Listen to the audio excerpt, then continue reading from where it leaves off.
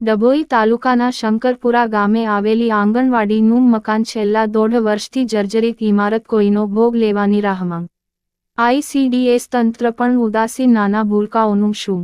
જર્જરિત હાલતમાં આંગણવાડી ઉપરના પતરા પણ ઉડી ગયા છે અને મકાનનો કેટલોક ભાગ જીવલેણ બને તેવી દહેશત।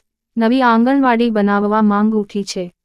ડભોઈ તાલુકાના શંકરપુરા ગામે આવેલ આંગણવાડી છેલ્લા 1.5 વર્ષથી મકાનના પતરા ઉડી ગયા છે અને દિવાલનો કેટલોક ભાગ જર્જરિત બનતા બાજુના સ્ટોર રૂમમાં બાળકોને બેસાડવામાં આવે છે, પરંતુ સ્ટોર રૂમ પણ એવી જ હાલતમાં હોય ભૂલકાઓના માટે સંકટ તોળાઈ રહ્યું છે। તંત્ર પણ કોઈ હોનારતની રાહ જોઈને બેઠું હોય તેમાં મામલે દુર્લક્ષ સેવતું હોવાનો આક્ષેપ સ્થાનિકોએ લગાવ્યો છે।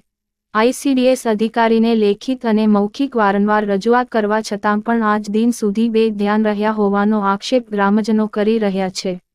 નાના ફૂલ જેવા ભૂલકાઓ માથે સંકટ તોળાઈ રહ્યું છે ત્યારે કોઈ અનિચ્છનીય બનાવ બને તે પહેલાં જર્જરિત આંગણવાડીનું મકાનનો ભાગ ઉતારી લઈ નવીન આંગણવાડી બનાવવા ગ્રામજનોની માંગ ઉઠી છે।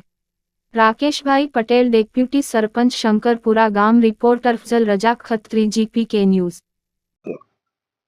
ડભોઈ તાલુકાનું શંકરપુરા ગામ છે, જે આંગણવાડી છેલ્લા 1.5 વર્ષથી પતરા ઉડી ગયા છે અને મકાન જર્જરિત છે। જે છોકરાઓને બેસાડવામાં તકલીફ પડે છે, જે દેશનું ભવિષ્ય છે, એ છોકરાઓને સ્કૂલમાં સ્ટોર રૂમમાં બેસાડવામાં આવે છે અને જે સ્ટોર રૂમમાં બી મકાન સારું નથી, તેમાં બી